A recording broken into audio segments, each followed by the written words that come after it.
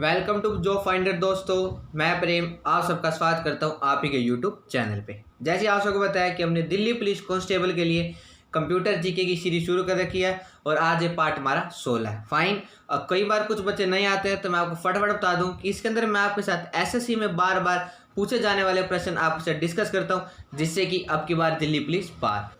और आइए आज की क्लास आप शुरू करते हैं। आज का पहला क्वेश्चन है हमारा, डेस्कटॉप पर छोटे छोटे ग्राफिक को क्या कहते हैं। हम इसके अंदर मुश्किल से 10 मिनट के अंदर मैं आपके साथ 30% डिस्कस करता हूं। और आप सब बच्चे अगर आपको किसी का आंसर आता हो तो मुझे कमेंट बॉक्स में बता सकते हैं कि डेस्कटॉप पर छोटे छोटे ग्राफिक को क्या कहते हैं। इसका क्या आंसर हो जाएगा?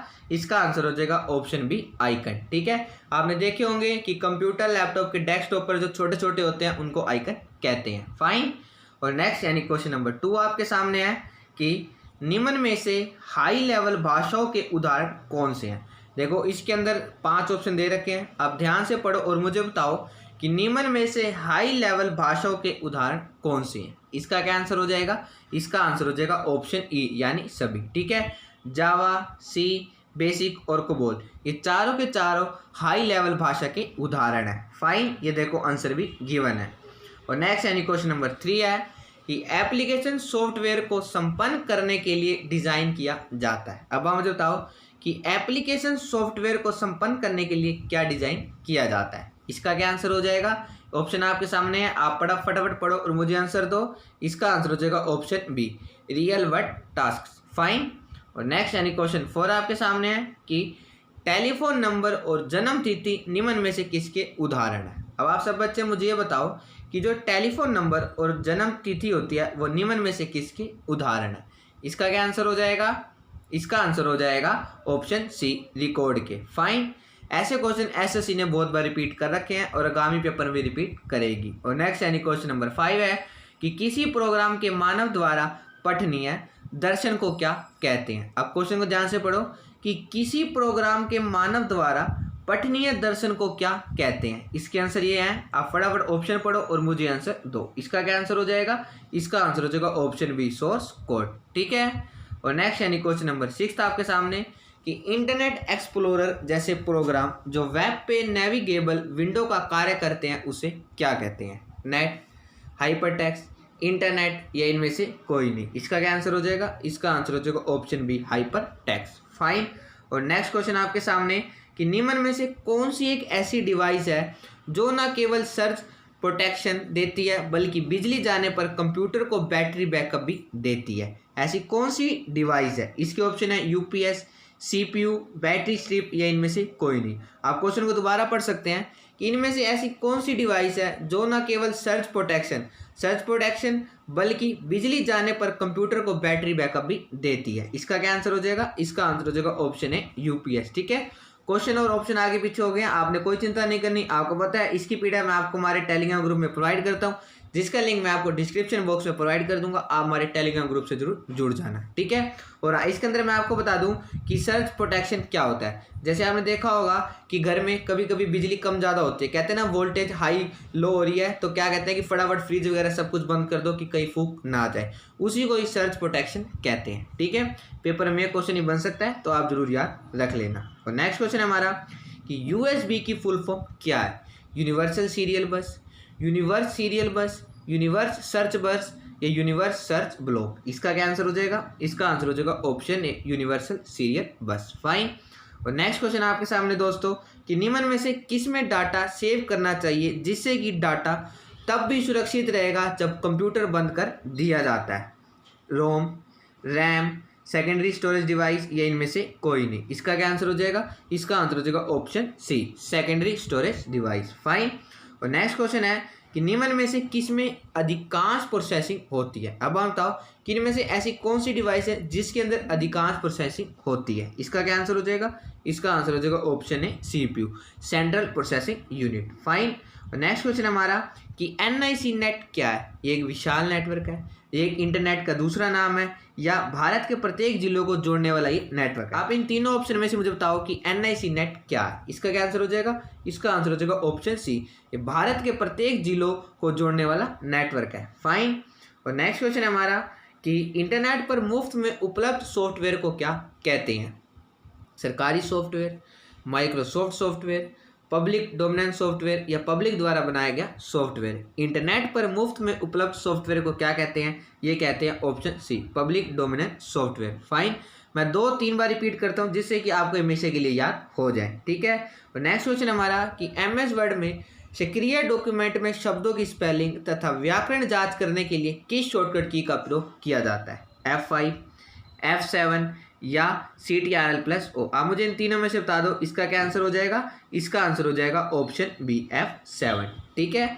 MS वर्ड में सक्रिय डॉक्यूमेंट में शब्दों की स्पेलिंग तथा व्याकरण जांच करने के लिए F7 शॉर्टकट की का प्रयोग किया जाता है। फाइन। और नेक्स्ट क्वेश्चन हमारा कि निम्न में से कंप्यूटर आंकड़ों में अशुद्धि को क्या कहते हैं? अब आप बताओ कि कंप्यूटर के आंकड़ों में अशुद्धि को क्या कहते हैं? ये कहते हैं ऑप्शन बी, यानी बग एरर्स को कहते हैं। फाइन। और नेक्स्ट यानी क्वेश्चन नंबर 15 आपके सामने है दोस्तों कि जो अनुदेश आसानी से समझा जा सके उसे क्या कहते हैं?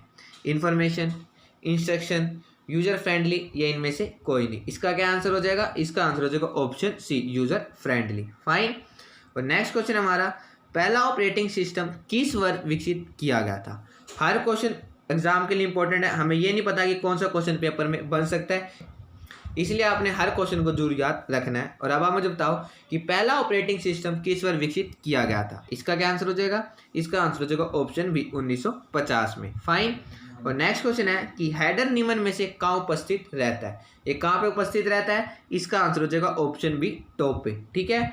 और नेक्स्ट यानी क्वेश्चन नंबर 18 आपके सामने कि CTRL और शिफ्ट किस प्रकार की है? ये किस प्रकार की है? आप सब बच्चे मुझे फटाफट ऑप्शन पढ़ो और इसका आंसर दो कि CTRL और शिफ्ट किस प्रकार की। इसका क्या आंसर हो जाएगा? इसका आंसर हो जाएगा ये मॉडिफायर। फाइन। और नेक्स्ट क्वेश्चन आपके सामने दोस्तों कि MICR में C का क्या मतलब है? चैट, करैक्टर, कलर या कंप्यूटर। इसका क्या आंसर हो जाएगा? इसका आंसर हो जाएगा ऑप्शन बी, करैक्टर। और आप सब बच्चे मुझे MICR की फुल फॉर्म कमेंट बॉक्स में जरूर बताएंगे। फाइन। जो मैं आपको होमवर्क देता हूँ आप सब बच्चे मुझे उनका आंसर कमेंट बॉक्स में दिया करो। और नेक्स्ट क्वेश्चन है कि एनालॉग सिग्नल को डिजिटल सिग्नल में बदलने के लिए निम्न में से किस क्रिया का प्रयोग किया जाता है? अब आप बताओ कि जो एनालॉग सिग्नल होते हैं उनको डिजिटल सिग्नल में बदलने के लिए किस क्रिया का प्रयोग किया जाता है? इसका क्या आंसर हो जाएगा? इसका आंसर हो जाएगा ऑप्शन बी, मॉड्यूलेशन का। फाइन। और नेक्स्ट यानी क्वेश्चन नंबर 21 आपके सामने है कि निम्न में से किसने पहला ग्राफिकल वेब ब्राउजर किसने बनाया था? अब आप बताओ कि इनमें से किसके द्वारा पहला ग्राफिकल वेब ब्राउजर बनाया गया था? इसका क्या आंसर हो जाएगा? इसका आंसर हो जाएगा ऑप्शन ए, फाइन, यानी मार्क एंडरसन ने पहला ग्राफिकल वेब ब्राउजर बनाया था। फाइन।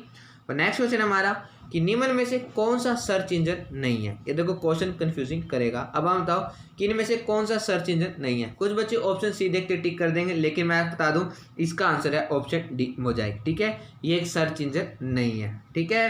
और नेक्स्ट क्वेश्चन हमारा कि किसी भी दस्तावेज को किसी अन्य दस्तावेज यानी फाइल से जोड़ने की प्रक्रिया को क्या कहते हैं? Hyperlink, hyper point, hitech link या हाइपर। इसका क्या आंसर हो जाएगा? इसका आंसर हो जाएगा ऑप्शन है हाइपर लिंक। फाइन। और नेक्स्ट यानी क्वेश्चन नंबर 24 आपके सामने है कि निम्न में से कौन सी एक नेटवर्क की संरचना नहीं है? अब आप बताओ कि इनमें से एक नेटवर्क की संरचना निम्न में से कौन सी नहीं है? रिंग, मैश, स्क्वाइवर या स्टार। इसका क्या आंसर हो जाएगा? इसका आंसर हो जाएगा ऑप्शन सी, ठीक है। और नेक्स्ट यानी क्वेश्चन नंबर 25 आपके सामने कि ISDN का पूरा नाम क्या है? Indian services digital network, incoming system design network, integrate services digital network या इनमें से कोई नहीं। इसका क्या आंसर हो जाएगा? इसका आंसर हो जाएगा ऑप्शन सी, ISDN की फुल फॉर्म है integrated services digital network. Fine. और नेक्स्ट क्वेश्चन आपके सामने कि सर्वप्रथम बनाया जाने वाला उपलब्ध नेटवर्क कौन सा था? अब बताओ कि इनमें से सर्वप्रथम यानी सबसे पहले बनाया जाने वाला उपलब्ध नेटवर्क कौन सा था? इसका क्या आंसर हो जाएगा? इसका आंसर हो जाएगा ऑप्शन सी, ठीक है। और नेक्स्ट यानी क्वेश्चन नंबर 27 आपके सामने कि किसका प्रयोग प्रोग्राम की गति को बढ़ाने में किया जाता है? अब आप बताओ कि इनमें से ऐसे कौन सी चीज़ है जिसका प्रयोग प्रोग्राम में यानी प्रोग्राम की गति यानी प्रोग्राम की स्पीड को बढ़ाने में किया जाता है? इसका क्या आंसर हो जाएगा? इसका आंसर हो जाएगा option C, disk defragmenter. Fine. और नेक्स्ट यानी क्वेश्चन नंबर 28 आपके सामने कि टिपिकल नेटवर्क में सबसे महत्वपूर्ण और सबसे शक्तिशाली कंप्यूटर निम्न में से कौन है? ये कौन है? इसका आंसर हो जाएगा ऑप्शन बी, ठीक है, नेटवर्क क्लाइंट। फाइन। और नेक्स्ट यानी नेक्स्ट लास्ट 29 क्वेश्चन हमारा कि टैब बटन का प्रयोग निम्न में से किसके लिए होता है? पैराग्राफ इंडेंट करने के लिए, कर्सर स्क्रीन पर नीचे ले जाने के लिए, कर्सर लाने के लिए, या कर्सर स्क्रीन पर चलाने के लिए। इसका क्या आंसर हो जाएगा? इसका आंसर हो जाएगा ऑप्शन ए। ठीक है, और नेक्स्ट यानी लास्ट क्वेश्चन नंबर 30 आपके सामने कि निम्न में से कौन सी नेटवर्क डिवाइस है? ये गेटवे, फायरब्लोस, राउटर्स या सभी। अब आप बताओ कि इनमें से नेटवर्क डिवाइस कौन सी है? इसका क्या आंसर हो जाएगा? इसका आंसर हो जाएगा ऑप्शन डी, यानी ये तीनों की तीनों नेटवर्क डिवाइस है। फाइन, आज की वीडियो में बस इतना ही। मुझे आशा है कि आपको वीडियो अच्छी लगी होगी। अगर आपको वीडियो अच्छी लगी है तो आप इस वीडियो को लाइक करो, ज़्यादा शेयर करो, ताकि और भी बच्चे हमसे जुड़ सके। और हम बहुत ही जल्दी अपनी नेक्स्ट वीडियो मिलेंगे। जय हिंद, जय Bharat. Thank you and have a nice day.